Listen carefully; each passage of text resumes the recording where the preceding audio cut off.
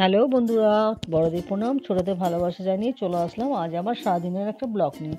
তো তোমরা আমার সাথে থাকো, দেখতে থাকো। তো সকালবেলায় চা খাওয়া হয়ে গেল। তো চা খেতে খেতেই মেসোমশাই এই যে কালকের গাছের যে কলাটা তোমাদের দেখালাম, তো সেটা আজকে কেটেছে, সেটা ডেকে আমাকে দিল। তো তারপরে এই যে বাসি ঘর ঝাড় দিয়ে নিলাম।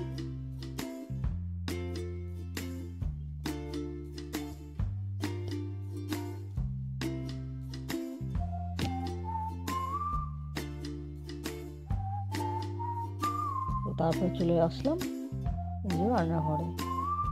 রান্নাঘরটা পরিষ্কার করে নিয়ে বাসনগুলো মেজে নিয়ে তোমাদের দেখাচ্ছি। এই যে আমার রান্নার জায়গাটা পরিষ্কার করা হয়ে গেল, বাসনগুলো পরিষ্কার করে মাজা ধোয়া হয়ে গেছে।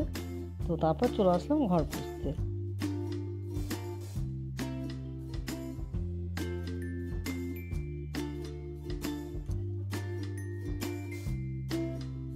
তো তোমরা সবাই কেমন আছো? আমার শরীরটা আজকে একটু ভালো আছে আগের থেকে।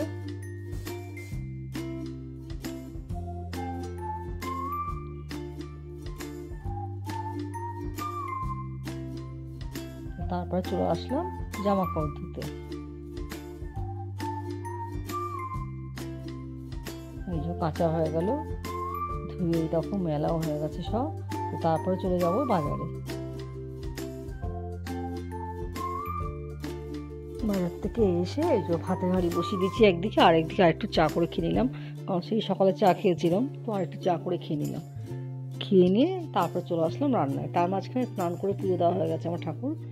তো তারপরে দেখতেই পাচ্ছ এই যে মাছ ভাজছি। তো মাছটা আজকে একটু আলাদা রকম করবো কাঁচা মশলা দিয়ে, কিন্তু সেটাই তোমাদের মানে একটু ভুল হয়ে আছে। একটা কাঁচা মশলাটা কখন দিলাম বা কী করে দিলাম সেটা তোমাদের দেখানো হয়নি। তো তার মধ্যে আমার একটা ফোন চলে এসেছিলো, যার জন্য ওটা ভিডিওটা করা হয়নি। তো দেখতেই পারলে মাছ ভেজে তুলে নিয়ে ওই তেলে একটু মাছের মাথাটাও ভেজে তুলে নিলাম। তারপরে তেল, অতটা তেল লাগবে না বলে তেলটা একটু কমিয়ে নিলাম। কমিয়ে নিয়ে দিয়ে দিলাম আলু।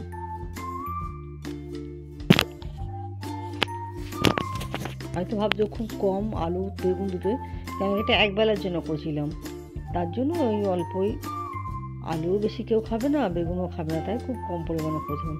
তো মাছের ঝোলটা বসিয়ে বাঁধাকপির মশলাটা করে চলে আসলাম একটু সেলাই নিয়ে বসতে। ঝোলটা হতে সেলাইটা করলাম, তারপর চলে আসলাম আমার রান্নায়। তো দেখতেই পাচ্ছ কড়াইয়ে তেল দিয়ে দিয়েছি, দিয়ে সাদা জিরে, শুকনো লঙ্কা, তেজপাতা দিয়ে দিলাম সোমবার। তো এই যে কাঁচা মশলাটা সেটাই কখন দিয়েছিলাম, সেটা হচ্ছে যখন মাছের ঝোলটা ঢালার ছিল। তো যেই বাটিটায় মাছটা ভেজে রেখেছিলাম ওর মধ্যে জিরের গুঁড়ো, ধনের গুঁড়ো আর লঙ্কার গুঁড়ো দিয়ে রেখেছিলাম, তার মধ্যেই ঝোলটা ঢেলেছিলাম। তারপরে সোমবার দেওয়ার সময় ওইটা সমেত দিয়ে দিয়েছিলাম। এটা হচ্ছে কাঁচা মশলা মাছের ঝোল, খুবই সুন্দর একটা স্বাদের হয়, করে খেয়ে দেখবে খুব ভালো লাগবে। তারপর চলে আসলাম বাঁধাকপি। তো দেখতেই পাচ্ছ তেলের মধ্যে শুকনো লঙ্কা, সাদা জিরে আর তেজপাতা দিয়ে একটু বড় বড় করে আলু কেটে রেখেছিলাম, কারণ কি ওগুলো গলেই যাবে, বাঁধাকপি সেদ্ধ হতে তো আলুগুলো এমনিই গলে যাবে, যার জন্য একটু বড় বড় করে কেটেছি। তো তারপরে নুন হলুদ একটু ভেজে নিয়ে ভালো করে দিয়ে দেবো বেটে রাখা মশলাটা। রসুন, খুব সামান্য পরিমাণে রসুন, পেঁয়াজ, কাঁচা লঙ্কা আর একটা টমেটো, আদা ছিল না তো আদাটা দেওয়া হয়নি। আর তারপরে জিরের গুঁড়ো, ধনের গুঁড়ো, লঙ্কার গুঁড়ো, অল্প পরিমাণে লঙ্কার গুঁড়ো দিয়ে ভালো করে কষিয়ে নিয়ে দিয়ে দেবো কপিটা, কুচানো বাঁধাকপিটা ধুয়ে কুচিয়ে রেখেছিলাম, এই বাঁধাকপিটা দিয়ে দেবো। এরকম মশলা কষানো আমার হয়ে গেছে।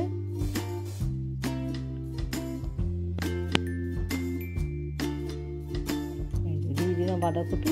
এর মধ্যে আমি কোনো জল দেবো না, এমনি গ্যাস কমিয়ে ঢাকা দিয়ে একেবারে লো ফ্লেমে আস্তে আস্তে কপিটাও সেদ্ধ হয়ে গেল, আলুটাও সেদ্ধ হয়েছে। তারপর মাছের মাথাটা দিয়ে দিলাম, ভেজে রাখা মাছের মাথাটা।